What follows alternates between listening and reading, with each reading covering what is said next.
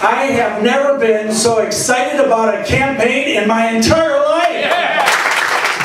Having Steve back in Springfield is going to be very good for you, it's going to be very good for me, and it's going to be very good for the state. So I thank heaven that Steve is running again.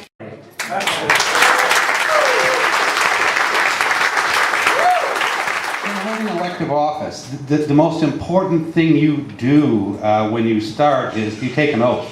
In fact, every 2 years the General Assembly starts with every member of the General Assembly raising their right hand and swearing an oath to uphold the constitutions of the state of Illinois and the U.S. Constitution. It's a solemn bond that we make, and we all try to find a way through the complications of politics and the challenges of a bicameral legislature and the economic challenges that the state faces to uphold our oath of office. The most important part of the state constitution's charge to the General Assembly, the House and the Senate, is the responsibility every year to enact a balanced budget.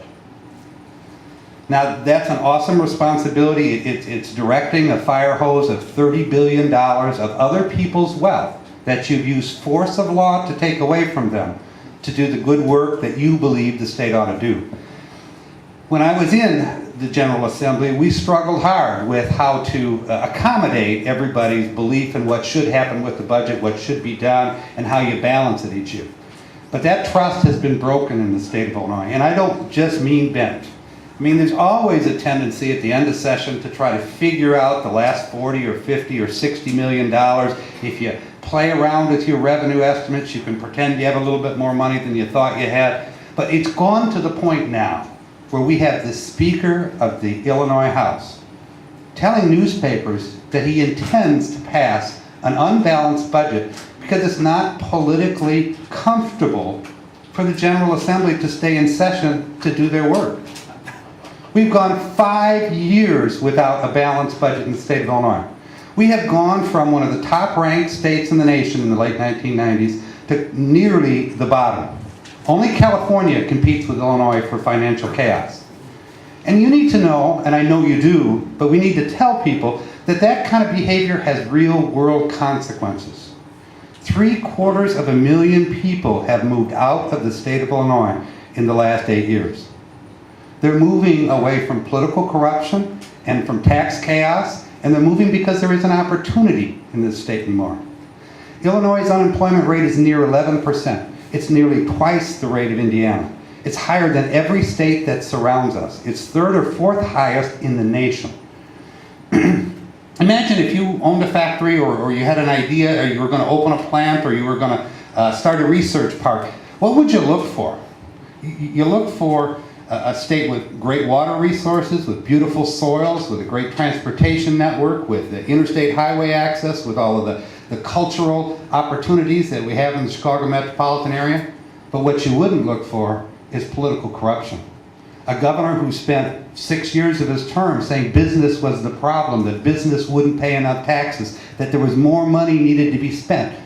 You wouldn't go to a place that has the highest property taxes in the United States. Cook County commercial property taxes are the highest in the nation.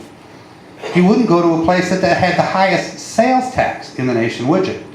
Or a place where every single year, half of the General Assembly or more is wandering the streets saying the only way to solve a budget problem is to raise the only tax we're not highest in the country, the income tax.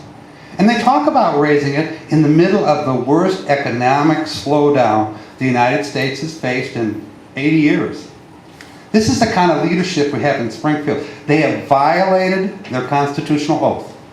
We impeached the wrong guy when we got rid of Blagojevich. Mike Madigan has been Speaker of the Illinois House for 28 of the last 30 years. He is the architect of the worst funded public pensions in America.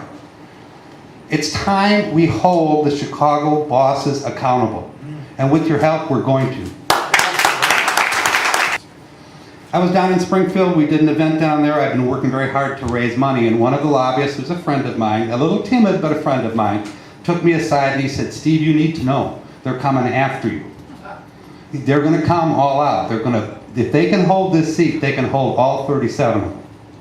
He said, you need to be concerned. And I said, well, thank you. You know, I kind of suspected that they might. But I said, I appreciate if you'd send a message back to Senate President John Cullerton.